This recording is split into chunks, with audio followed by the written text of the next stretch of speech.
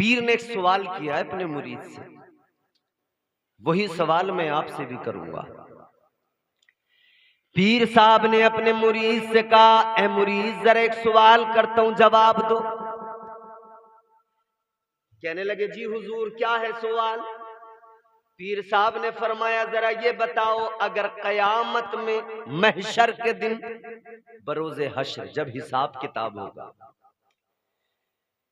پیر صاحب نے فرمایا یہ بتاؤ حساب و کتاب کے دن اگر اللہ تعالیٰ تمہاری ماں کو یہ حق دے دے، یہ اختیار دے دے، یہ پاور دے دے کہ تمہاری ماں اگر چاہے تو تمہیں جنت میں بھیج دے، تمہاری ماں اگر چاہے تو تمہیں جہنم میں ڈال دے، تو بتاؤ ذرا تمہاری ماں تمہیں کہاں بھیجے گی؟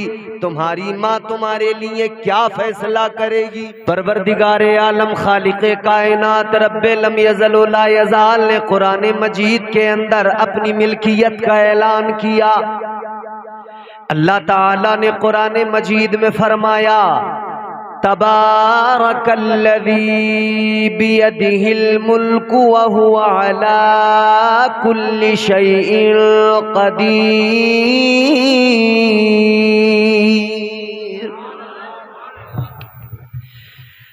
پروردگار عالم کا قرآن ہے، اللہ کی ملکیت کا اعلان کیا گیا، فرمایا گیا بڑی برکت والی ذات ہے پروردگار کی،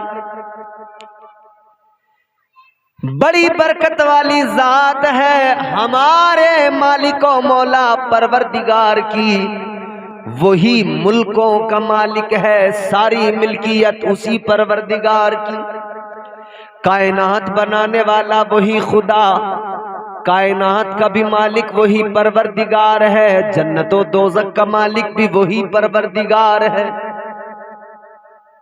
کل شے جو بھی اشیاء کائنات میں ہے ہر شے کا مالک اللہ ہے۔ تو حکم کیا دیا کہ اللہ کو جب پکارو تو کیسے؟ فرمایا پروردگار عالم کا کلام قرآن مجید میں فرما دیا گیا قل اللہم مالک الملک تؤتی الملک من تشاء وتنزع الملک ممن تشاء وتعز من تشاء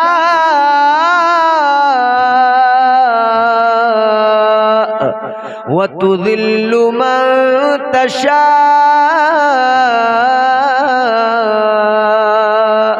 اللہ تعالیٰ کا قرآن کہتا ہے یوں عرض کیا کرو اے ہمارے پروردگار، ملکوں کے مالک، کائنات کے مالک، اے ہمارے مولا، اے ہمارے خدا، اے ہمارے پروردگار، سلطنت تیری ہے، بادشاہت تیری ہے، تو جسے چاہے سلطان بنا دے، تو جسے چاہے بادشاہت عطا کر دے، تو جسے چاہے لمحوں میں نواز دے، نوازنے والا پروردگار ہے، وہ اگر چاہے تو لمحوں میں بادشاہوں کو فقیر بنا دے، وہ پروردگار چاہے تو لمحوں کے اندر فقیروں کو بادشاہ بنا دے، وہ نوازنے والا ہے، اس کی شان یہ ہے۔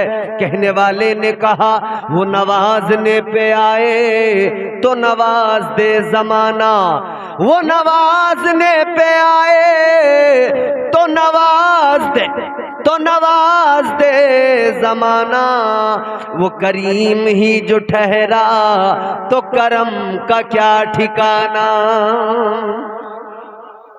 وہ پروردگار، اس کی شان، فرمایا وہی ملکوں کا مالک ہے، ملکیت اس رب کی ہے، اسی کی جانب سے زندگی موت کے فیصلے ہوتے ہیں، اللہ ہی کرتا ہے، وقت مقرر کیے ہیں اس نے، کب کون دنیا میں آئے گا، کب کون دنیا سے جائے گا، اس کی مرضی کے بنا کوئی پتا بھی، یہ ہمارا عقیدہ ہے نا اللہ کی ذات پر، اللہ کی ذات پر عقیدہ مضبوط رکھیں اپنا بالکل، کیونکہ یاد رکھیں جس کا عقیدہ اللہ کی ذات پہ کمزور ہو گیا نا، پھر اس کا معاملہ بڑا خراب ہے۔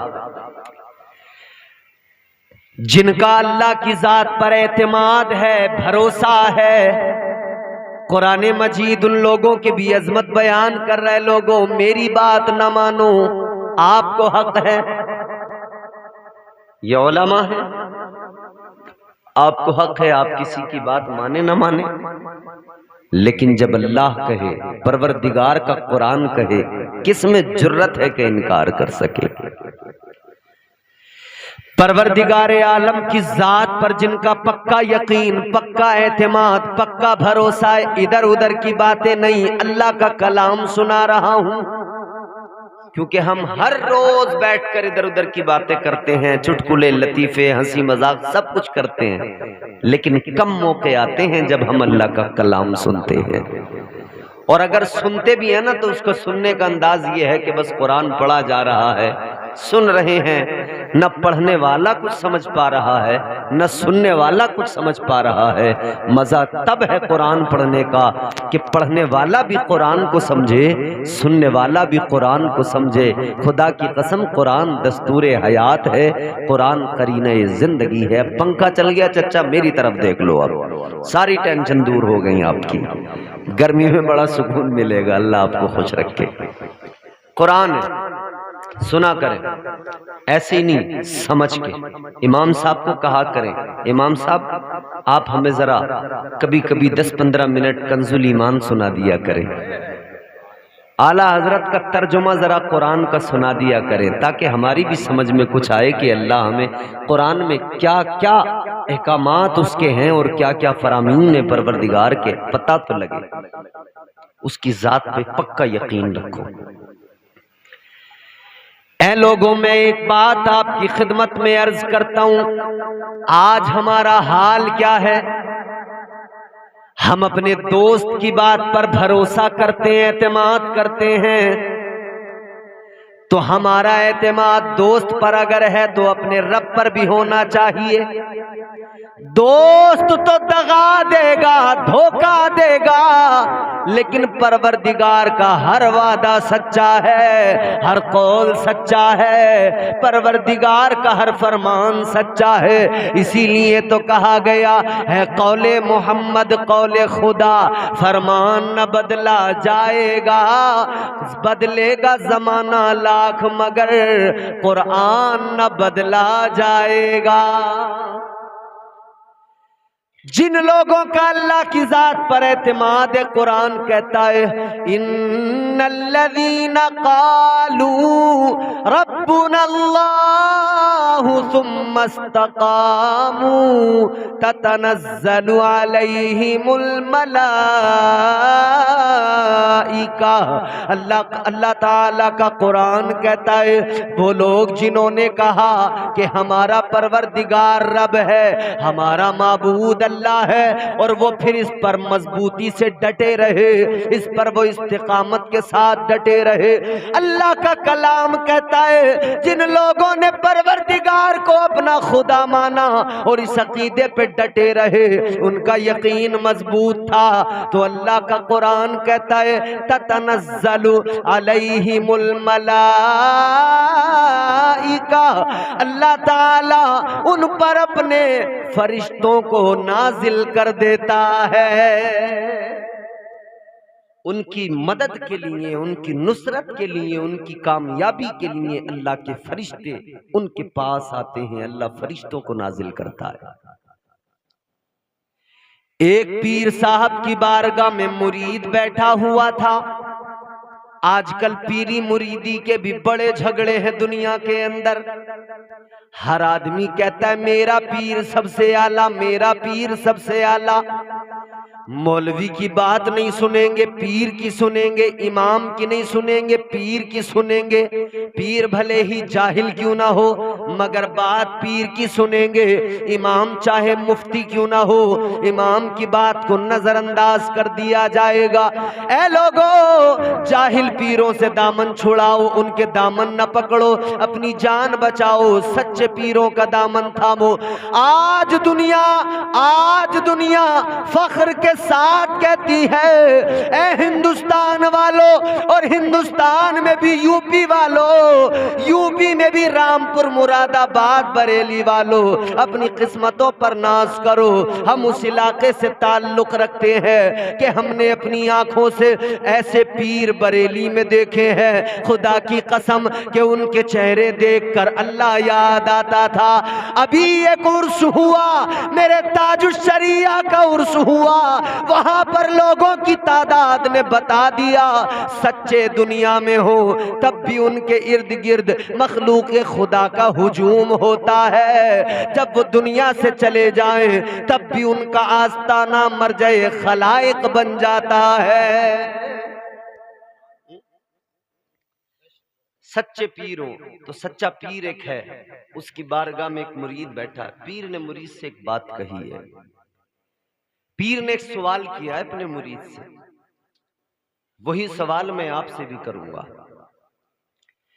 پیر صاحب نے اپنے مرید سے کہا، اے مرید ذرا ایک سوال کرتا ہوں جواب دو۔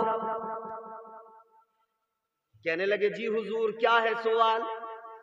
پیر صاحب نے فرمایا ذرا یہ بتاؤ، اگر قیامت میں محشر کے دن بروز حشر جب حساب کتاب ہوگا، پیر صاحب نے فرمایا یہ بتاؤ حساب و کتاب کے دن اگر اللہ تعالیٰ تمہاری ماں کو یہ حق دے دے، یہ اختیار دے دے، یہ پاور دے دے کہ تمہاری ماں اگر چاہے تو تمہیں جنت میں بھیج دے، تمہاری ماں اگر چاہے تو تمہیں جہنم میں ڈال دے، تو بتاؤ ذرا تمہاری ماں تمہیں کہاں بھیجے گی؟ تمہاری ماں تمہارے لیے کیا فیصلہ کرے گی؟ پدپوری کے، رامپور کے سنی جنتی مسلمانوں، یہی سوال اگر میں آپ سے کروں، بتانا ایمانداری سے، اگر بروز محشر اللہ نے تمہاری میری ماؤں کو یہ اختیار دے دیا کہ تم چاہو تو اپنے بیٹوں کو جنت میں بھیج دو، اپنی اولاد کو جنت میں بھیج دو، چاہو تو دوزخ میں بھیج دو، تو بتاؤ ہماری تمہاری مائیں کیا فیصلہ کریں گی؟ کیا وہ اپنے بیٹوں کو جنت میں بھیجیں گی یا دوزخ میں بھیجیں گی؟ ایمانداری سے بتاؤ۔ یقیناً ہر شخص جواب دے گا حضرت ماں تو ماں ہوتی ہے، ماں تو ممتا کی مورت ہوتی ہے، ماں کی ممتا کے سمندر کی گہرائی کو ناپا نہیں جا سکتا ہے، ماں کی محبت کو تولا نہیں جا سکتا ہے، ماں کا پیار بڑا نرالا، ماں کی شان بڑی اعلیٰ، ماں کا مقام یہ ہے کہ فرمان میرے آقا کا ہے، تاجدار مدینہ نے اعلان کر دیا کہ ماں کے قدموں میں جنت ہے، یعنی جنت کی خاطر ادھر ادھر بھٹکنے والوں پہلے گھر کے اندر بھی جا کر اپنی جنت کو ذرا دیکھ لیا کرو، تمہاری ماں کے قدموں میں تمہاری جنت ہے۔ تاجدار مدینہ نے ماں کی عزت بڑھائی، عظمت بڑھائی۔ اے لوگو ماں کا مقام یہ، ہر شخص جواب دے گا ماں تو ماں ہے، ماں نے 9 مہینے شکم کے اندر رکھا ہے، ایک ایک لمحہ اس نے خیال کیا ہے، ایک ایک قدم بڑے سلیقے سے رکھا ہے، ماں نے بچوں کی پرورش کے لیے کیا کچھ نہیں کیا ہے۔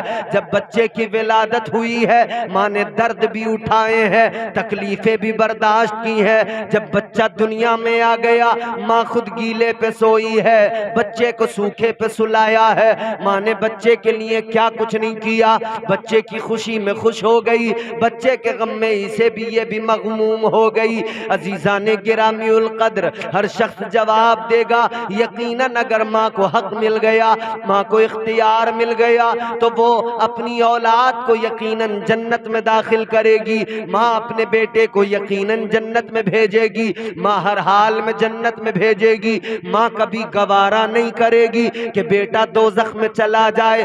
یہی جواب اس مرید نے بھی دیا تھا۔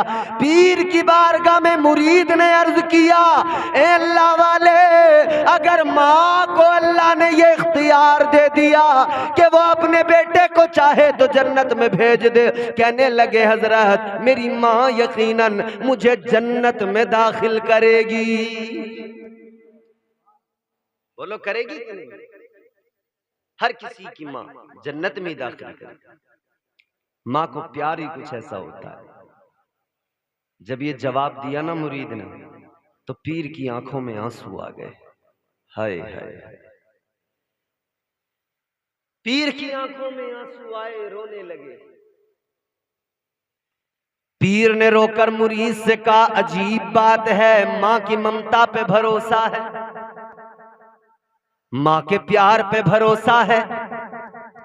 فرمانے لگے ایک ماں کی محبت، ایک ماں کی ممتا، ایک ماں کا پیار، کہ بیٹے کو اپنی ماں کی ممتا پہ بھروسہ ہے، ماں کے پیار پہ بھروسہ ہے، ماں کے پیار پہ اعتبار ہے. فرمانے لگے انسان کا حال عجیب ہے، ایک ماں کی ممتا پہ اسے بھروسہ ہے، لیکن وہ پروردگار جو 70 ماؤں سے زیادہ اپنے بندے سے پیار کرتا ہے، اس بندے کو اپنے اس رب پہ بھروسہ کیوں نہیں ہے؟ پروردگار کی ذات پہ اعتبار کیوں نہیں ہے؟ سبحان اللہ سبحان اللہ. ایک ماں پہ بھروسہ ہے، ایک ماں کی محبت پہ بھروسہ ہے، لیکن اس رب کی ذات پہ بھی تو بھروسہ کرے نا بندہ. اب میں نے یہ باتیں جو کہی ہیں اس کا مقصد کیا ہے، اب وہ ذرا سنو. بات آپ کو یہاں تک سمجھ میں آئی؟ بولو بھائی. نہیں سمجھ میں آئی ہو تو پھر روٹ چینج کریں یہاں سے. ماشاءاللہ، یقین ہے مجھے کہ بزرگوں کو ضرور سمجھ میں آئے گی، اور یقین ہے مجھے کہ جوان میری بات کو پورے ملک کے، میں صرف اس گاؤں کی بات نہیں کر رہا، الحمدللہ اس ملک کا جوان الحمدللہ مجھ گناہگار کے بیانات کو سنتا ہے اور پسند بھی کرتا ہے. اکثر میرے جو جلسے ہیں وہ صرف نوجوان طبقہ مجھے پسند کر کے بلاتا ہے، الحمدللہ اللہ کا احسان ہے. اب سنیں، میں نے عرض کیا اللہ کی ذات پہ بھروسہ، لیکن بندہ یہاں پر شکایتیں بڑی کرتا ہے، شکوے بڑے کرتا ہے. گھر مکان اچھا نہیں بنا تو شکایتیں ہزار ہیں.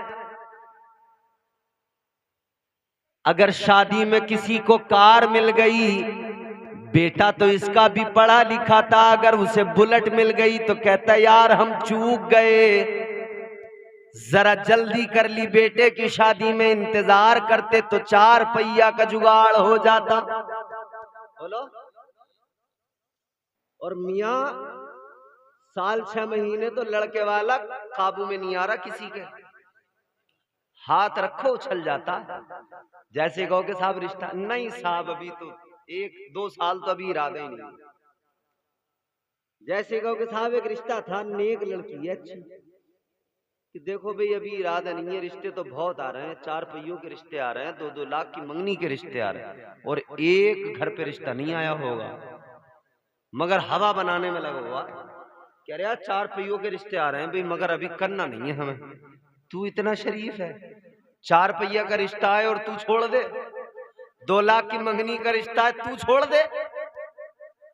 ابے بھائی بھکاری بن گئے لوگ، مانگ مانگ کے جب کر رہے ہیں تو کوئی خود کہہ کے کہے کہ 4 پہیا دوں گا کون؟ اگر لڑکے کی عمر تھوڑی سی 19 بھی ہوگی نا، کم بھی ہوگی، کہیں گے چلو کوئی نہیں ہے، بالغ ہے، کر دو شادی. حالانکہ بچوں کی شادیاں وقت پر ہی ہونی چاہیے، مگر یہ کار 4 ویلر 2 ویلر کے چکر میں بچوں کی شادیاں دیر میں ہو رہی ہیں. خوب چھان چھان کے چھان کے پھر چاہ رہے ہیں کہ بالکل صاف پیئیں گے. مگر کئی بار ہوتا ہے نا، بزرگ فرماتے، کہاوت ہے، کہتے ہیں کہ زیادہ چھاننے والا گدلا ہی پیتا ہے. سمجھ رہے ہو؟ پڑوسی کا مکان اچھا بنا تو اللہ سے شکوا، یا اللہ اس کا تو بن گیا ہمارا نہیں بنا. کسی کے بچے چلے گئے کہیں باہر کام کرنے، انہوں نے محنت کی، کمایا، کما کر لے کر آئے، آس پڑوس والے جلنے لگے، کہنے لگے ان پہ جانے کہاں سے آ رہا ہے. پھر چوپال پہ بیٹھ کے گمان لگاتے ہیں، کہتے کوئی 2 نمبر کا کام چل لیا، اب ان کا 1 نمبر میں تو سوال ہی نہیں اتنا پیسہ آ جائے. ہے نہیں؟ جتنے ٹھلوے نکمے سمجھ رہے ہو، سب بیٹھ کے یہی کام کرتے ہیں. گاؤں میں کہاں کیا ہو رہا ہے، کس نے زمین خریدی ہے، کس نے گاڑی لی ہے، کس کا کام کیا ہے، جتنے ٹھلوے، نکمے، ناکارہ، کام چور، آلسی، اچھا دھاری آلسی، بڑا بڑا خطرناک آدمی ہے میاں۔ اچھا دھاری آلسی جو ہوتے ہیں نا، انہیں تم لاکھوں روپے لگا کے شو روم کرا کے بٹھال دینا، وہ اچھا دھاری جو ہے نا اپنی اچھا جب تک نہیں ہوگی بیٹھے گا نہیں، حرام خوری پہ لگا رہے گا۔ بیٹھے بیٹھے شکوے کرتے ہیں، بیٹھے بیٹھے اللہ سے شکایتیں، یا اللہ ہمیں کچھ نہیں ملا، اسے یہ ملا، اسے وہ ملا۔ بیٹھ کر اللہ سے شکوے شکایتیں کرنے والوں یاد رکھو اللہ تعالی رازق ہے، مالک ہے، دینے والا ہے، خالق ہے، مگر بیٹھے بٹھائے کچھ نہیں ملتا، اس کے لیے محنت کرنا پڑتا ہے۔ حرکت میں برکت ہے، تو حرکت کر کے دیکھ لے، تو ذرا محنت کر کے دیکھ لے، اللہ اپنے خزانے کھول دے گا۔ تیری امید، تیری توقع سے زیادہ پروردگار تجھے عطا فرمائے گا۔ اللہ کی ذات پہ بھروسہ تو کر، محنت تو کر، ذرا نکل تو صحیح، مگر نہیں محنت کرنے تھکے تو نہیں ہو آپ لوگ۔ آگے بڑھیں، پھر اگر کوئی بیمار ہو جائے اس کے شکوے الگ، کہتا ہے یار ہم کیا کریں بھئی، ہماری تو یہ بیماریاں پیچھا نہیں چھوڑ لی۔ ہر بات کا شکوہ ہے، ہر بات کی شکایت ہے، بیماری کا شکوہ، بیماری کا شکایتیں اللہ سے، یا اللہ وہ تو ایسے کام کرتا ہے، ویسے کام کرتا ہے، نمازیں نہیں پڑھتا، اسے کچھ بھی نہیں، ہم تو بیمار ہو گئے۔ یاد رکھنا جب کوئی بندہ بیمار ہوتا ہے، بیماری میں گرفتار ہوتا ہے، تو جان لینا اس پہ مہربان پروردگار ہوتا ہے۔ حضور نے فرمایا جب کوئی بیمار ہوتا ہے وہ آزمائش ہے اس کے لیے، اس آزمائش میں وہ صابر و شاکر رہے، اللہ تعالیٰ اس بیماری کے ایام میں اس بیمار آدمی کے گناہوں کو معاف کر دیتا ہے، گناہ اس کے کم ہو جاتے ہیں، گناہ جھڑنے لگتے ہیں۔ تو شکوے نہ کیا کرو، آزمائشوں سے ڈرا نہ کرو، امتحان اللہ ضرور لیتا ہے، اللہ آزماتا ہے۔ اللہ نے آزمایا انبیاء کو، حضرت آدم علیہ السلام کو جنت سے زمین پہ بھیجا، آزمایا، خوب آزمایا۔ آدم جنت میں کچھ کرنا نہیں پڑتا تھا، یوں ہی سب کچھ تھا وہاں پر، جو چاہا وہ مل گیا، اور ہم انشاءاللہ، ہمارا یقین ہے ہم جنت میں جائیں گے، بولو انشاءاللہ۔ تو وہاں پہ پتہ کیا ہوگا جنت میں؟ کوئی وہاں پہ زمینیں نہیں جوتنی پڑیں گے کہ یہاں سیب کی کھیتی کریں گے یا گیہوں اگائیں گے، یا وہاں کچھ نہیں میاں۔ وہاں اصل میں جو لوگ دنیا میں عیش چاہتے ہیں نا، وہ یہ جان لیں کہ عیش اصل یہاں کچھ بھی نہیں ہے، عیش تو وہاں ہے۔ سیب کھانا یا مارکیٹ میں جانا پڑے گا، وہاں سوچو گے سیب آ جائے گا۔ یہاں زمین جوت کر، دانا ڈال کر، پانی دے کر، کھاد ڈال کر، نلائی، کٹائی، پسائی، سب کچھ کرو گے تب جا کے کھانے کو روٹی ملے گی، اور وہاں کچھ نہیں میاں، کوئی محنت نہیں، عیش۔ آج جو لوگ دنیا کے اندر تکلیفیں اٹھاتے ہیں، مصیبتیں اٹھاتے ہیں، کل میدان محشر میں اللہ تعالیٰ ان پر جب کرم فرمائے گا، انہیں اللہ تعالیٰ ادھر کی مصیبتوں کے بدلے ادھر جو عیش اور آرام کی زندگی عطا کرے گا، تو ادھر عیش میں رہنے والے ادھر فخر کریں گے، رشک کریں گے، اور وہ کہیں گے کاش ہمیں اگر پتا ہوتا کہ یہاں پر اتنی آسانیاں، اتنا عیش، اتنا آرام ہے، وہ کہیں گے کاش دنیا میں ہماری کھالیں کھینچی گئی ہوتی، ہمیں تکلیفیں پہنچائی گئی ہوتی، دنیا میں تکلیفیں ملی ہوتی، آج ہم بھی ادھر عیش کی زندگی، دائمی زندگی اللہ ہمیں عطا فرما دیتا۔ ادھر کا عیش نہ دیکھو، ادھر کا دیکھو۔ پروردگار عالم کا قرآن ہے، سنو، اللہ آزماتا ہے، اللہ امتحان لیتا ہے۔ اللہ نے نبیوں کو آزمایا، اللہ تعالیٰ نے حضرت یونس علیہ السلام کو آزمایا، مچھلی کے پیٹ میں 40 دن تک رہے۔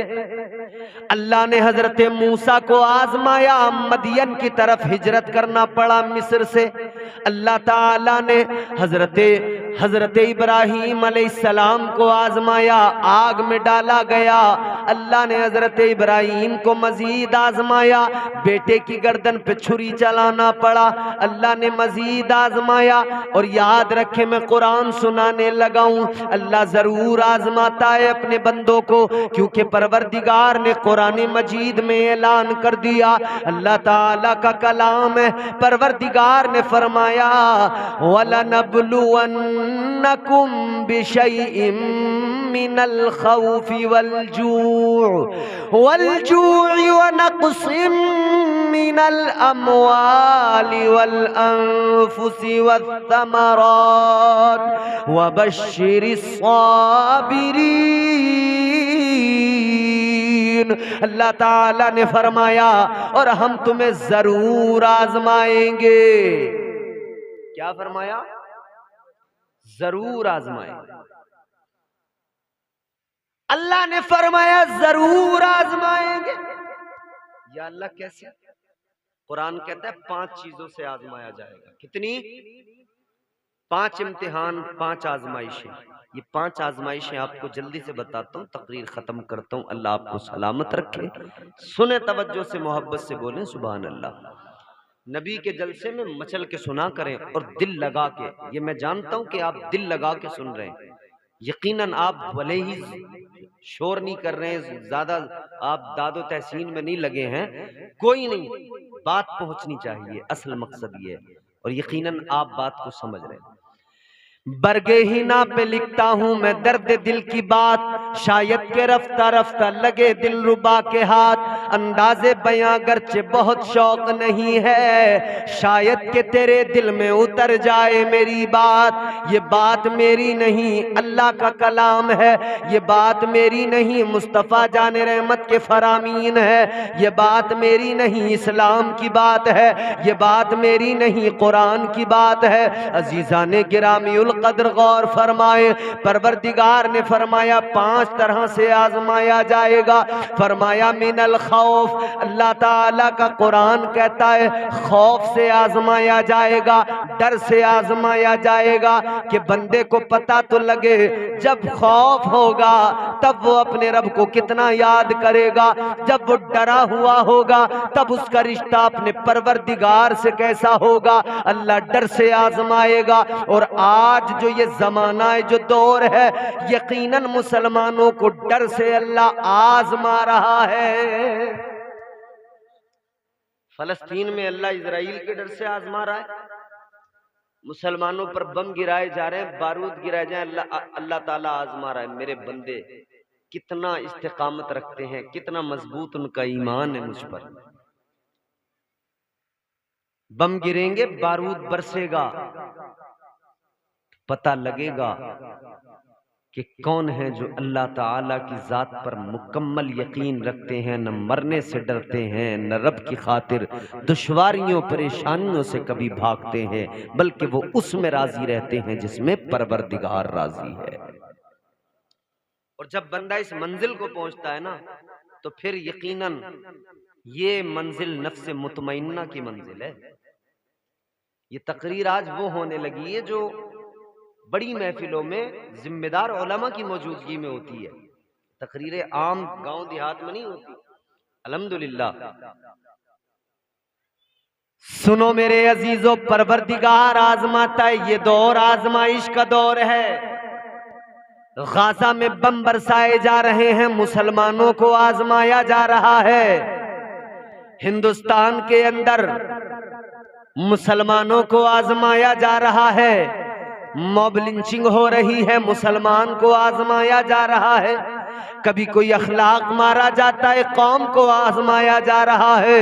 کبھی کوئی تبریز مارا جاتا ہے، مسلمان کو اللہ آزما رہا ہے۔ کتنی استقامت ہے. گھروں پہ بلڈوزر چلیں گے پھر کیا ہوگا؟ جب ان کا حال یہ ہوگا زمینوں پہ قبضے ہوں گے پھر کس حال میں رہیں گے؟ خوف نہ کرنا، ڈرنا نہیں. یہ جو اللہ کی آزمائش ہے، آزمائش کے بعد میں انعام اللہ عطا فرماتا ہے. اللہ تعالیٰ آج مجھے آپ کو ہمیں آزما رہا ہے. کل اللہ تعالیٰ نے صحابہ کو آزمایا تھا جب انہوں نے مصطفیٰ جان رحمت کا کلمہ پڑھا تھا، جب انہوں نے تاجدار مدینہ کی غلامی کو قبول کیا تھا. مکے والوں نے بڑے ظلم کیے تھے، مکے کے چوراہوں پہ صحابہ کو مارا جا رہا تھا، مکے کے اندر صحابہ کا نکلنا مشکل ہو گیا تھا. مکے کی حالت یہ تھی جو جس کا غلام تھا وہ مالک اپنے غلام پہ ظلم کر رہا تھا. حضرت بلال کو مار مار کے کہا جاتا تھا اے بلال محمد کی غلامی کا دم نہ بھرنا، لیکن بلال کہتے مارو جتنا مارنا ہے، تم جتنا چاہو اتنا مار لو، تم میرے جسم کے ٹکڑے کر ڈالو، تم میرے جسم کی بوٹیاں کر ڈالو. بلال کا جواب ایک تھا اے امیہ بن خلف سن لے، جتنا مارنا ہے مار لے، مگر یاد رکھنا جب تک بلال کے جسم میں جان رہے گی وہ محمد کی میم پہ قربان رہے گی. حضرت بلال فرماتے ہیں امیہ مار جتنا مارنا، فقط یہی نہیں میں اپنی جان دے دوں گا، نبی کے واسطے کل خاندان دے دوں گا. کہا امیہ نے ہونٹوں کو تیرے سی دوں گا. بلال بولے میں پھر بھی اذان دے دوں گا. تو اللہ نے ادھر مکے میں اتنا آزمایا، اتنا آزمایا، راستوں میں کانٹے بچھا دیے گئے، جسموں پہ اوجڑیاں ڈال دی گئیں، نکلنا دو بھر کر دیا، مارا پیٹا گیا، ظلم زیادتی اتنی، حضرت یاسر کو بے دردی سے قتل کر دیا گیا، حضرت عمار کو بے دردی سے قتل کر دیا گیا. مکے کی زمین آج بھی گواہی دے رہی ہے. حضرت سمیہ کو اس طرح سے شہید کیا، اللہ اکبر کہ روح کانپ جاتی ہے. مکے کی زمین گواہی دے رہی ہے، جو صحابہ پر ظلم ہوئے ہیں طائف کی وادی گواہی دے رہی ہے. جب میرے آقا طائف میں دین کی تبلیغ کے لیے گئے ہیں، آقا پر آوارہ لڑکوں نے پتھر پھینک پھینک کے مارے ہیں، مصطفیٰ جان رحمت پر پتھروں کی بارش ہوئی ہے، آقا کے جسم سے خون نکل کر بہنے لگا ہے، اتنا بہا خون کہ آقا کی جوتیاں نالین مبارک خون سے تر ہو گئی، خون سے بھر گئی. امتحان تھا رب کی جانب سے، آزمائش تھی رب کی جانب سے. میرے مصطفیٰ نے اتنا ہی سکھایا ہے اے میرے صحابہ میں بھی رب کی رضا میں راضی ہوں، تم بھی رب کی رضا میں راضی ہو جاؤ. جو رب کی رضا میں راضی ہے اللہ تعالیٰ اسے بڑا مرتبہ عطا کرتا ہے.